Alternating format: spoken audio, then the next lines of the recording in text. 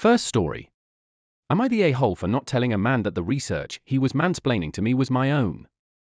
I, 33 female, work in a very small, technical, specific, male-dominated field. I won't give too much information on it as I think you could easily find my identity if I did, but let's just say it's a subcategory of law. I graduated 9 years ago. For anyone wondering, the system in my country is different than in the US, so I only studied for 5 years, and am now a lawyer as well as a researcher. I publish some work here and there, but nothing too major, and no one outside of that field knows my work. Yesterday I went to a bar with a couple of friends who introduced me to one of their friends who works in the same field as me. I was pretty excited to meet him because it's rare to meet people who work in that field. He doesn't exactly do the same thing as I do. He's not a lawyer but a legal advisor, but we work on the same topics. So naturally we started talking about our work.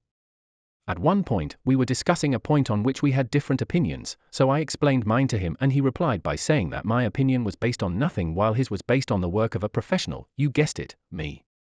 He basically started explaining my work to me, but in a completely wrong way, and missed all of my points.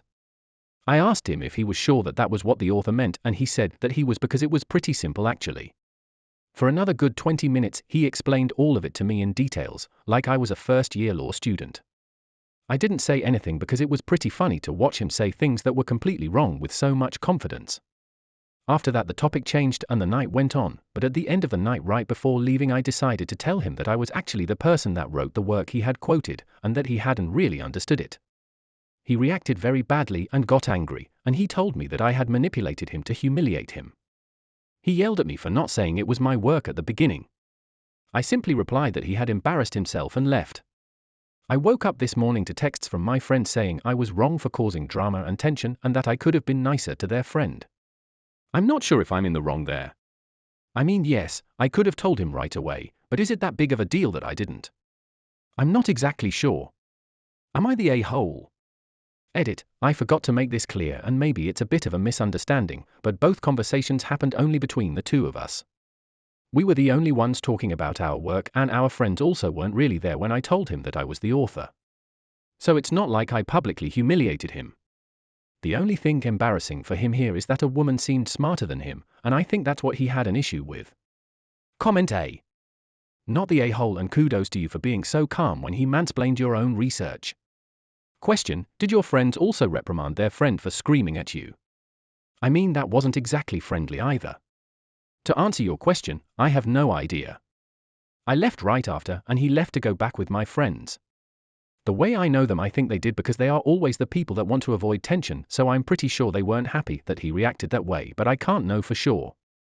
Comment B. Not the a-hole. This is hilarious. That's how I felt the whole night. Honestly, I was laughing so hard inside I didn't expect him to take it that way. We are laughing with you. Comment C. Did you introduce yourself? Be introduced to him by your name? Only by my first name. And I have a pretty common first name, think like Mary. Then it makes sense he didn't know you were the author of the research. But anyway, you were not the a-hole and it was all on him that he embarrassed himself. Comment D. Not the a-hole. He F around, found out. He's just pissed as a small man that realized he was outclassed and potentially made some massive career errors. Being plain wrong, to start with, and then being enough of a misogynist to behave like that without realizing you were the author. You took the trash out. He probably behaves like this in the office too, so taking him down a peg probably hit too hard. Comment E. Not the a-hole. A decent person would just laugh and apologize, admitting he really must have looked funny to you, and then respectfully ask to explain the points he did not get. No matter how late you revealed the truth, and even if you said that a little bit bitter, any sane, healthily confident person would apologize for misinterpreting your text. He could continue arguing, but how he reacted was not normal. You're okay. Next story. Am I the a-hole here for canceling our honeymoon? My husband, Diego, and I got married 3 weeks ago. It was a beautiful wedding, but incredibly exhausting for both of us. We had planned our honeymoon in Bali, a trip we had dreamed about since getting engaged. Everything seemed perfect, until it wasn't. A few days before we were supposed to leave, Diego's mom, Carmen, called him crying. She claimed her health had worsened and that she needed him close in case something went wrong. Being the devoted son he is, Diego told me we should postpone the honeymoon. I was frustrated, but I agreed, thinking it was a serious matter. 2 days later, I found out that Carmen had planned a surprise family gathering at her house that same weekend. Her health scare was just an excuse. When I confronted Diego, he tried to defend her, saying she was emotionally fragile and just missed him. That was the breaking point for me. I decided to cancel the honeymoon altogether instead of just postponing it. I told Diego that if we couldn't prioritize our marriage from the start, we needed to rethink our priorities. Now Diego is upset, saying I overreacted and we could have just gone later. My mother-in-law accuses me of being selfish and taking her son away. But I feel like Diego allowed her to manipulate something important for us. Am I the a-hole for cancelling our honeymoon and refusing to compromise further? Comment A. 3 weeks? It's not too late to get an annulment and get away from that man-child and his manipulative mother. Seriously. This is the life you want to live for the rest of your life. You're the a-hole for coming to Reddit and not going to the courthouse to file for an annulment. Comment B. I would have gone on the honeymoon and left him behind. You could have met Salvador, who would treat you like a lady and give you your sunblock tanning massage while lying on the beach. Don't ever let him forget he is okay with an old woman cancelling his honeymoon because she couldn't be away from him for a few days. Run to the nearest exit. Update us. Comment C. I love the names, and if he isn't mature enough to stand up to mom, he's not mature enough to be in a relationship, not the a-hole. Comment D. You're not the a-hole. Your husband's mother's actions were manipulative, and your decision to prioritize your honeymoon was justified. It's important to set boundaries and protect your relationship, especially in the early stages of marriage. Diego needs a reality check. Not the a-hole. His mother is overattached, interfering, and manipulative, and he allowed her to be. If you're going to save this marriage, he needs to understand that postponing the honeymoon due to his mother's needs and subterfuge was not okay. Maybe reading the responses to this post would help, or an independent third party like a counselor. He needs to manage his mother, and he is failing right out of the gate. Cancel the marriage and go on the honeymoon on your own. Win-win for you, and mama can keep her boy. Comment E. Not the a-hole. Please seek out an annulment if it's only been 3 weeks. Your mother-in-law has already wiggled her way into your marriage. If Diego doesn't have enough cojones to put that woman in her place, he has already ruined your marriage. Next story. Am I the a-hole for refusing to lend my tools to a neighbor who never returns them? I, 34 male, have a decent collection of tools I've built up over the years. I do a lot of DIY projects, and it's taken me time and money to gather everything I need. My neighbor, Rick, 42 male, doesn't have many tools and often comes over to borrow mine.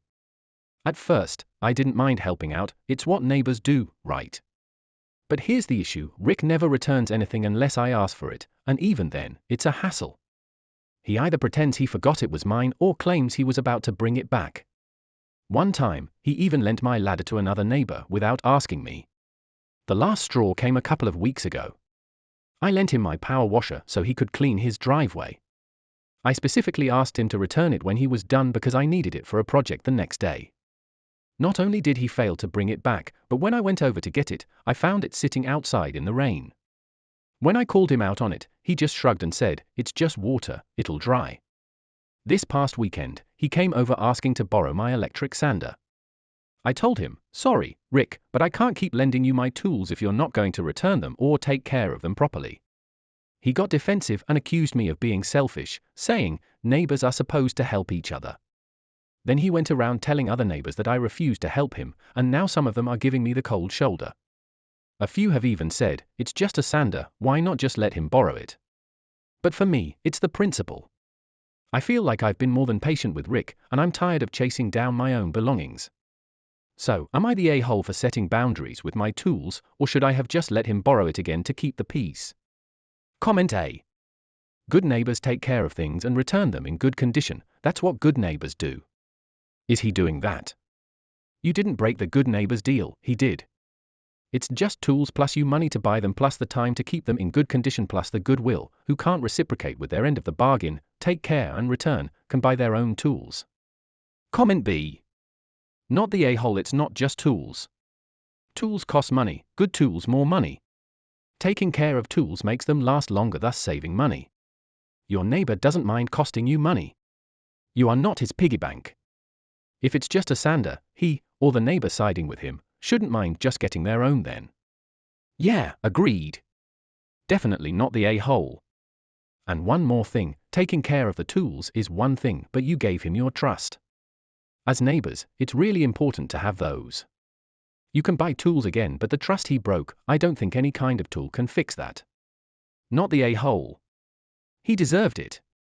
And the people tolerating him are the a-hole. Comment C. Not the a-hole. Then you should let him use yours. Op, you did help a neighbor, and in turn, he was rude, disrespectful, and thoughtless. It's 3 strikes and you're out. Let him badmouth you around the neighborhood, you know that he'll just borrow stuff from other people, refuse to return it, and treat it badly. It may take a while, but eventually people will understand that the bad neighbor is Rick. Comment D. Not the a-hole. Tools aren't communal candy, man. You've got every right to protect your gear, especially from a serial tool hoarder like Rick. Maybe Rick needs a reminder that's borrow doesn't mean keep until the end of time. Stick to your tools, I mean, guns. Comment E. Not the a-hole. Good quality tools are not cheap to replace. He's only your neighbor. When I was a kid, if I didn't clean them up and put my dad's tools back where I got them, I didn't get to borrow them again, and that's family. That makes me feel better because I don't let my kid use my tools any more than I have to. It's less that he is careless and more that he is a bit destructive like his dad, and I take care of my tools. Next story. Am I the a-hole for refusing to share my college savings with my step-siblings because my mom saved it for me? Hi everyone, I'm Sienna, 19 female, and I'm currently a student. Growing up, I lived mostly with my mom after my parents divorced, but I spent weekends and holidays with my dad, his wife, my stepmom, and their 2 kids, 8 female and 6 male. While I love my dad, I've always felt like an outsider in his new family. When I was younger, my mom started a college savings fund for me. She worked so hard to build it up over the years, and it's the reason I've been able to go to college without drowning in debt. My dad didn't contribute much to it. He said he had other expenses, especially with my younger siblings, but I've always been grateful for what my mom did. Last weekend, during a family dinner, my stepmom casually mentioned that my younger siblings are going to need help paying for college someday. Then she turned to me and asked if I'd be willing to share some of my college fund with them since we're all family. I was completely caught off guard. I told her I couldn't because that money is specifically for my education, and my mom worked really hard to save it for me. She got upset and said I was being selfish, arguing that my siblings are young and will need support when they're older. My dad chimed in, saying it would mean a lot to the family if I contributed, even just a small portion. I told them I understood their concern, but that this wasn't something I could do. My stepmom ended the conversation by calling me ungrateful and storming out of the room. Since then, my dad has been distant, and my stepmom barely speaks to me unless it's to throw a passive-aggressive comment my way. Even my mom thinks I shouldn't have entertained the conversation at all, but I didn't want to cause a bigger fight. Now I'm wondering if I handled this the wrong way. Am I the a-hole for refusing to share my college fund with my step-siblings? Comment A. Not the a-hole, that's your college money. You need to use that for your education. At the next conversation, OP should remind both stepmom and dad, yes, they will need help paying for their collage like I do. For my case, my mum saved up tooth and nail for me. Neither of you contributed to it. I suggest you start as a matter of conscientiousness making contributions to their college funds so they get the help they need. It's not my responsibility to sponsor my siblings. It's your responsibility to sponsor your children. OP, focus on your mum. If your dad and his wife want to be passive-aggressive, spend time at your mum and avoid them for your peace of mind. You should absolutely not share because by the looks of it those two think, what's your step-siblings belong to your step-siblings, and what is yours also belongs to your step-siblings. Remove yourself from that complication and cherish your mother. She sounds phenomenal. My mother cared enough to save for her offspring. Dad, I am sorry that your new wife doesn't care enough about her offspring to save for them. But it was your choice to marry her after you left my mother. Comment B. Not the a-hole, is your stepmom smoking crack? Good for standing your ground. You stepmom wants your mother's money? Crazy. Comment C. Not the a-hole. Your step-siblings have no right to a penny of the money your mother saved for you. If your dad's stepmom can't handle that, then that is their problem.